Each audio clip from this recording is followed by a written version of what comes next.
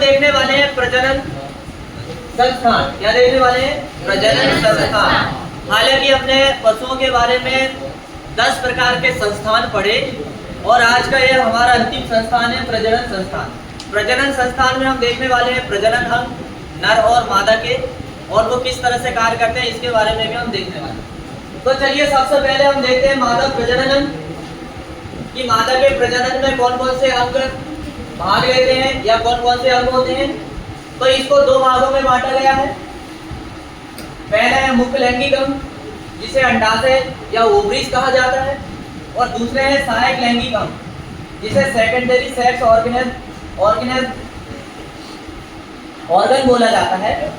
अब secondary organ sex organ में आता है गर्भाशय नलिका आता है, गर्भाशय आता है, ग्रीवा आता है, योनि आता है, भग आता है और भग सेप आता है।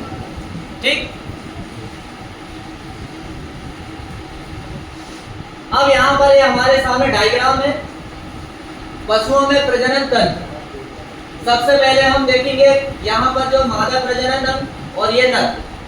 तो मादा प्रजनन अंग में देखो कौन कौन से अंग होते हैं, उनके भाग के क्या क्या नाम है। ये जो ऊपरी भाग जो रहता है अंडवाहिनी कहलाता है।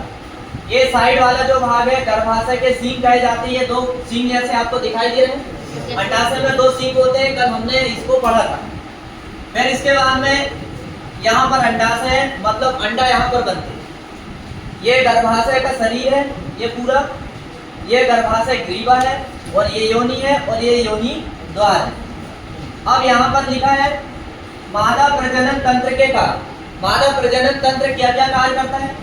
अंडाणु का निर्माण करता है, शुक्राणु ग्रहण करता है, निषेचन करता है, गर्भ का धारण करना, प्रसव करना, दूध उत्पादन में योगदान। ये इतने सारे काम किसके हैं? मादा प्रजनन तंत्र के। किसके हैं? मादा प्रजनन तंत्र। अब बात आती है नर प्रजनन तंत्र। तो नर प्रजनन तंत्र का डायग्राम कुछ इस तरह से होता है। ये ऊपरी भाग जो है मूत्राशय है, ये वीर्य ग्रंथि का है, ये नीचे जो है प्रोस्टेट ग्रंथि है, और ये इसके नीचे काउपर ग्रंथि, और ये सीसन है, और ये घर्षण यहाँ पर थोड़ा सा गलत किया है, ये होते हैं, और ये इसके नीचे अधिका है। फिर यहाँ पर थोड़ी सी जानकारी दी है कि नर प्रजनन तंत्र के कार्य शुक्राणु का निर्माण करना, वीर्य का निर्माण करना, मादा के जनन पथ में प्रवेश करना और निषेचन में सहायक। तो कुछ इस तरह से इसकी संरचना है। अब हम नीचे देखते हैं इनके मुख्य लैंगिक अंग। सबसे पहले हम इनके एक एक अंग के बारे में हम पढ़ेंगे। तो हम देखेंगे सबसे पहले मुख्य लैंगिक अंग। तो मादा का मुख्य लैंगिक अंग क्या है? अंडाशय। क्या है? अंडाशय। तो प्रत्येक मादा में कितने अंडाशय पाए जाते हैं? 2 पाए जाते हैं। कितने पाए जाते हैं? 2 पाए जाते हैं। ये अंडाशय जो है जो आपको दिख रहा है ये सींग जैसे, इन्हीं को अंडाशय बोलते हैं। इनकी संख्या 2 होती है। फिर इसके बाद में यहाँ क्या दिया हुआ है? गाय के अंडाशय आकार में अंडाकार होते हैं। कैसे होते हैं? गाय के अंडाकार होते हैं, अंडे के आकार के होते हैं। और इनका व्यास जो होता है 1 से लेकर 1.2 इंच होता है। ये जो आप निशान देख रहे हो डबल लाइन, इसका मतलब होता है इंच। क्या होता है? इंच। तो गाय के जो अंडाशय का आकार होता है 1 से 1.2 इंच व्यास का होता है। घोड़ी के अंडाशय सेम के आकार के होते हैं। मतलब कुछ और भी जानवरों के अंडाशय के बारे में हम बात करें। घोड़ी के अंडाशय का आकार सेम जैसा होता है। सेम समझते हैं, सेमी के बीजा देखो, सेमी के बीजा वैसा आकृति का होता है। और 2 से 4 इंच व्यास भेड़ का होता है। 1/2 इंच से 1 व्यास के होते हैं। परंतु सुअर के अंडाशय भेड़ से बड़े तथा आकृति में असामान्य होते हैं। ये जानकारी। अब अंडाशय के 2 मुख्य कार्य हैं। वो क्या क्या है? पहला तो क्या है? अंड या अंडकोश का उत्पादन करना। दूसरा है न्यायसर्ग का उत्पादन करना। ये हमने अभी क्या देखे? मुख्य लैंगिक अंग मादा का। अब यहाँ पर देखेंगे सहायक लैंगिक अंग। क्या देखेंगे? सहायक लैंगिक अंग। सहायक लैंगिक अंग में जो है गर्भाशय नलिका है पहला। यहाँ एक पतली नलिका के रूप में पाई जाती है। इसका सिरा जो अंडाशय से सटा रहता है, कील के आकार का होता है, अतः उसे निदान कहते हैं। उसे क्या कहते हैं? निदान कहते हैं। यह अंडाशय को चारों ओर से घेरे रहता है परंतु उससे जुड़ा नहीं होता। जब अंड अंडाशय से निकलता है तो तुरंत निदान द्वारा ग्रहण कर लिया जाता है। कुछ इस तरह की जानकारी है गर्भाशय नलिका की। अब यहाँ पर क्या दिया है, परंतु आगे चलकर ये गर्भाशय श्रृंग के समीप चौड़े हो जाते हैं जिसको आकंद कहते हैं। गर्भाशय श्रृंग समीप ही अंडाणु का निषेचन शुक्राणु द्वारा होता है। तो ये थी गर्भाशय नलिका। अब देखेंगे गर्भाशय तथा गर्भाशय श्रृंग। गर्भाशय श्रृंग मतलब सिंग, वे तो हमने देखे ना। ये यहाँ पर जो दिख रहे हैं आपको, ये दोनों को ही गर्भाशय सिंग कहा जाता है। इनको श्रृंग कहा जा रहा है। क्या कहा जा रहा है? श्रृंग, जिसे इंग्लिश में हॉर्न कहते हैं। तो समझ गए होंगे तुम गर्भाशय सिंग कैसे कहते हैं। अब यहाँ पर वही बात लिखी हुई है, गर्भाशय का ऊपरी भाग मेढ़ों के सींग के समान दो मुड़े हुए भागों में बटा होता है। इसकी इस आकृति का अग्रिम भाग गर्भाशय नलिका से मिला होता है। ठीक, मेढ़ा मतलब होता है, मेढ़ा किसे कहा जाता है? मेढ़ा जो भेड़ का नर रहता है, नहीं, भेड़ का नर, उसके आपने सींग देखे होंगे तो गोल गोल होते हैं, तो इसलिए मेढ़ा के सींग के जैसे होते हैं। ऐसे उन्होंने एक प्रकार से तुलना की। ठीक, अब ग्रीवा देखते हैं। गर्भाशय का निचला अंतिम भाग ग्रीवा कहलाता है। यह एक छोटी दीवार वाला भाग है। यह भाग गर्भाशय तथा योनि के मध्य स्थित होता है। गाय के ग्रीवा की लंबाई 4 इंच होती है। कितनी होती है? 4 इंच। और व्यास 1 इंच होता है। कितना होता है? 1 इंच। घोड़ी की ग्रीवा की लंबाई 2 से 3 इंच तथा व्यास तथा 1/3 इंच व्यास होता है। इसी प्रकार भेड़ की भी यहाँ जानकारी दी हुई है और सुअर की। तो हमें रखना किसकी याद है? मेन गाय की। कितनी रखना है? गाय की। तो गाय की कितनी होती है?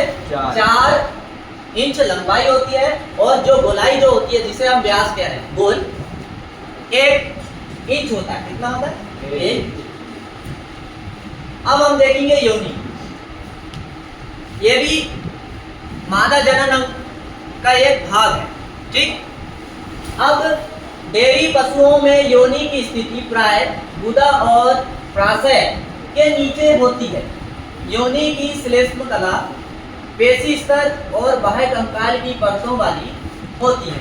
योनि के मध्य भाग पर एक पतली झिल्ली होती है जिसे योनोवर कहते हैं। यह प्राय संभोग से पहले या उसी समय टूट जाती है। गाय की योनि की लंबाई जो होती है 8 से 10 इंच होती है। कितनी होती है? 8 से 10 इंच होती है। घोड़ी की योनि की लंबाई 6 से 8 इंच होती है और भेड़ की 3 से 4 इंच होती है और सुअर की 4 से 5 इंच लंबाई होती है। ये योनि के बारे में जानकारी। ठीक, अब यदि हम देखें तो भाग और भागशेप देखेंगे। अब भाग और भागशेप में क्या जानकारी दी हुई है? मादा जनन अंग का बाहरी भाग क्या कहलाता है? भाग कहलाता है। क्या कहलाता है? भाग। इसे इंग्लिश में बल्वा कहते हैं। क्या कहते हैं? बल्वा। ये वाला का जो नीचे दिख रहा है इसे बल्वा कहते हैं। मादा पशु में मध्य के समय विशेष सुअरी, गाय, घोड़ी, भेड़ में यह फूला पाया जाता है। भाग की दीवारों में कुछ ग्रंथियां होती है जो लैंगिक संप्रेषण समय अधिक क्रियाशील होती है। फिर यहाँ नीचे महत्वपूर्ण जानकारी क्या दी है? भागशेप द्वारा मादा पशु को लैंगिक संवेदन के समय उत्तेजना मिलती है। मादा पशु के अंडाशय, गर्भाशय नाल तथा गर्भाशय प्रथु स्नायु द्वारा घिरे रहते हैं। ये समान सी जानकारी जो हमने कल देखी थी। अब हम देखने वाले हैं ऋतुमय गाय के लक्षण, जो पेपर में आता है, जिसे हमने आपको बताए थे। ऋतुमय गाय का लक्षण कहे तो जो हीट पीरियड में आती है गाय, जो गर्मी में आती है, उसकी बात यहाँ पर होती है। ठीक है, तो देखते हैं, पहले समझ लेते हैं symptoms of cow in heat, यानी ऋतुमय गाय के लक्षण। गाय 21 दिनों के अंतराल में गर्मी में आती है। कितने दिन में आती है? 21 दिनों के अंतराल में गर्मी में आती है और इसकी अवधि 12 से 24 घंटे होती है। यह प्राकृतिक गर्भधारण और कृत्रिम गर्भधारण के लिए उचित अवस्था है। ऋतुमय गाय के निम्न लक्षण होते हैं। तो ऋतुमय गाय के अब लक्षण हम देखते हैं। पहला लक्षण क्या है? गाय उत्तेजित एवं बेचैन रहती है। पहला लक्षण क्या है? गाय उत्तेजित एवं बेचैन रहती है। दूसरा, गाय रंभाती है मतलब चिल्लाती है। तीसरा, गाय बार बार पेशाब करती है। चौथा, गाय दूसरे पशु को चाटती है। गाय अन्य गाय पर चढ़ती है। ऐसे बहुत सारे और भी लक्षण हो सकते हैं। ऋतुमय गाय के ऊपर जब कोई दूसरा पशु नर पशु चढ़ता है तो वो खड़ी रहती है। ऐसे इसके लक्षण। वक्त पर सूजन आ जाती है। दूध वाली गाय दूध देना कम कर देती है। ये समान से लक्षण हैं जो गाय हीट में आती है या गर्मी में आती है। तो ये अभी तक जो जानकारी हमने देखी ये मादा जनन अंग से संबंधित है। अब इसके बाद जो हमारी अगली जानकारी होगी वो नर जनन अंग से संबंधित रहेगी। लेकिन इससे पहले हम निषेचन के बारे में समझ लेते हैं। किसके बारे में? निषेचन। तो निषेचन क्या होता है हम बहुत आसान शब्दों में समझेंगे। वे नीचे डायग्राम भी देखेंगे। तो सबसे पहले निषेचन समझ लेते हैं। निषेचन जिसे इंग्लिश में फर्टिलाइजेशन कहा जाता है। क्या कहा जाता है? फर्टिलाइजेशन। ठीक। निषेचन निषेचन क्या है वो पहले समझ लीजिए। जब प्रजनन की क्रिया होती है तो प्रजनन की जब क्रिया होती है तो गाय के अंडाशय से अंडाणु निकल के बाहर आता है। गाय के अंडाशय से अंडाणु निकलकर बाहर आता है फैलोपियन ट्यूब से, यानी गर्भाशय नलिका से। गर्भाशय नलिका से जब अंडाणु बाहर निकल के आता है तब क्या होता है थोड़ी व्यवस्थित समझ लेते हैं, फिर हम प्रैक्टिकल में देखेंगे। अंडाशय से निकलने के बाद अंडाणु गर्भाशय नाल में शुक्राणु की प्रतीक्षा करता है। अंडाणु कहाँ से निकलता है? गाय के गर्भाशय से। कहाँ से निकलता है? गाय के गर्भाशय। और शुक्राणु कहाँ से निकलता है? नर जनन अंग से। ठीक। जब शुक्राणु प्राकृतिक अथवा कृत्रिम रूप से मादा के जनन अंग में डाले जाते हैं तो इस क्रिया को गर्भधान कहते हैं। इस क्रिया को क्या कहते हैं? गर्भधान कहते हैं। ये भेजे हुए शुक्राणु अपनी गति के फलस्वरूप अंडाणु के पास आकर इसे चारों ओर से घेर लेते हैं। प्रत्येक शुक्राणु अंडाणु में प्रवेश पाने की कोशिश करता है परंतु केवल एक ही शुक्राणु क्या है? अंडाणु में घुस पाता है। मतलब उसको क्या कर पाता है? वेदन कर पाता है। और जैसे ही एक शुक्राणु अंडाणु के अंदर घुस जाता है, अपना सर अंदर घुसाड़ लेता है और पूंछ बाहर रह जाती है तो वहां पर निषेचन की क्रिया हो जाती है। वहां पर क्या हो जाता है? निषेचन की क्रिया पूरी हो जाती है। तो वही हम यहाँ समझने वाले हैं। डायग्राम देखिए, ये आपको क्या दिख रहा है? ये अंडाणु दिख रहा है। ये अंडाणु दिख रहा है नहीं? इसको बहुत सारे शुक्राणु ये आपको एक दिख रहे हैं छोटे छोटे, इसको घेर लिए हैं। ये यहाँ पर आपको 2-4-10 दिखते होंगे लेकिन हजारों की संख्या में उसे क्या करते हैं? चारों ओर से घेर लेते। फिर घेरने के बाद यहाँ पर जो है एकाध कोई घुसने की कोशिश करता है। एकाध शुक्राणु कोई जो है इसमें घुसने की कोशिश करता है। देखो यहाँ पर शुक्राणु का अंडाणु की झिल्ली से जुड़ना। सबसे पहले यहाँ ये पहला डायग्राम देखो। पहली स्थिति ऐसी रहती है, इसने घेर लिए। घेरने के बाद क्या हुआ? दूसरी स्थिति आप देखिए, यहाँ कोई एक चिपक गया, मतलब अंदर घुसने का प्रयास हो रहा है। फिर घुसा नहीं है अब यहाँ पर। फिर तीसरी स्थिति देखिए, कोई एक अंदर चला गया ना। गया कौन है? जो ज्यादा शक्तिशाली है। गया कौन है? ज्यादा शक्तिशाली। फिर आगे ये देखिए, फिर यहाँ जाके क्रिया ऐसे हुई, मतलब पूरी तरह से इसने क्या अंदर प्रवेश कर गया। इसका सर अंदर चला गया और पूंछ क्या रहती है? बाहर रह जाती है। फिर जैसे ये यहाँ अंदर चला गया ऐसी क्रिया करता है और ऐसी क्रिया करने के बाद क्या बनाता है? युग्मज बना देता है। क्या बनाता है? युग्मज। और इस युग्मज को क्या कहते हैं? जाइगोट कहते हैं। क्या कहते हैं? जाइगोट। इतनी बात समझ में आई?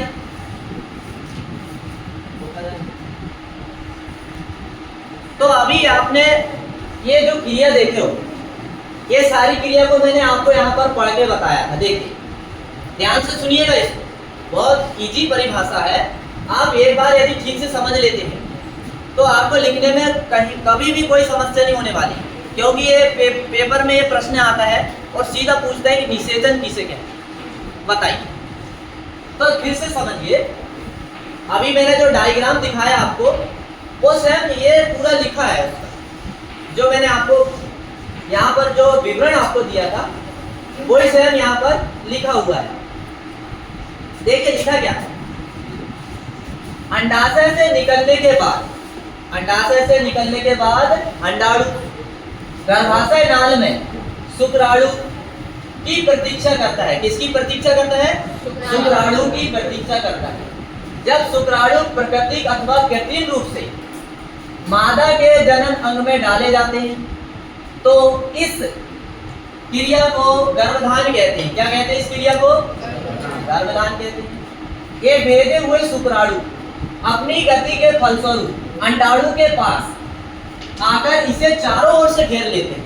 अंडाणु के पास आकर इसे क्या करते हैं? चारों ओर से घेर लेते हैं। प्रत्येक शुक्राणु अंडाणु में प्रवेश करने की कोशिश करता है, परंतु केवल एक ही अंडाणु क्या है एक ही शुक्राणु क्या है प्रवेश कर पाता है।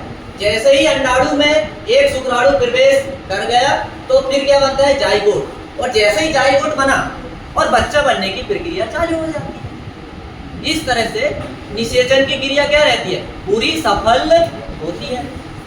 अब यहाँ पर क्या दिया, देखो नीचे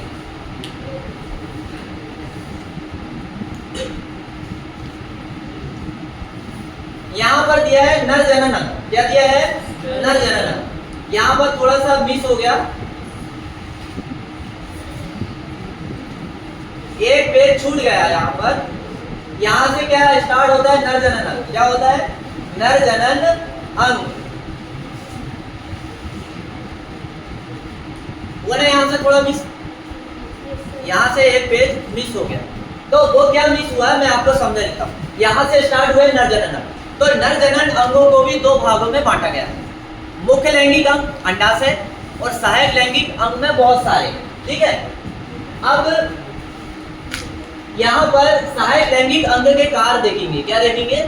सहायक लैंगिक अंग के कार्य। तो सहायक लैंगिक अंग में क्या क्या है? अधिकाय है, रेतोवाहिनी है, रेतोधान है, पुरस्थ ग्रंथि है और निसर्जन ग्रंथि है, मूत्र मार्ग है, शिशन है। ये सारे क्या है? सहायक लैंगिक अंग। क्या है ये सारे?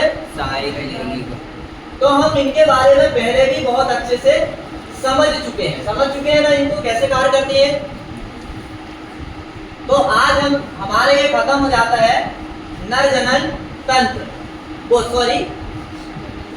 प्रजनन संस्थान, जिसे हम प्रजनन तंत्र भी कहते हैं। प्रजनन संस्थान को कुछ इस तरह से समझाया गया। अब आपसे प्रश्न में यदि आता है तो ये प्रजनन संस्थान से क्या आ सकता है वो समझ लीजिए। प्रजनन संस्थान से जो है केवल इतना आएगा, नर प्रजनन अंगों के नाम लिखिए या मादा प्रजनन अंगों के नाम लिखिए, केवल इतना आएगा। बाकी इतना सारा जो हमने अभी डीपली पढ़े, इतना सारा लिखने के नहीं आता पेपर। समझ गया क्या आएगा प्रश्न? तो केवल आपको मोटा मोटा उनका नाम याद होना चाहिए। और बाकी की जो कल की क्लास हमारी क्या रहेगी? पशुओं की जाति। ठीक है, पशुओं की जाति हम देखेंगे फर्स्ट, पशुओं की उन्नत नस्लें फर्स्ट। और पशुओं की उन्नत नस्लें फर्स्ट में आप देखेंगे भैंस की नस्ल। क्या देखेंगे? भैंस की नस्ल में हम सबसे पहले मुर्रा देखेंगे, मैसाना देखेंगे और फिर भदावरी देखेंगे।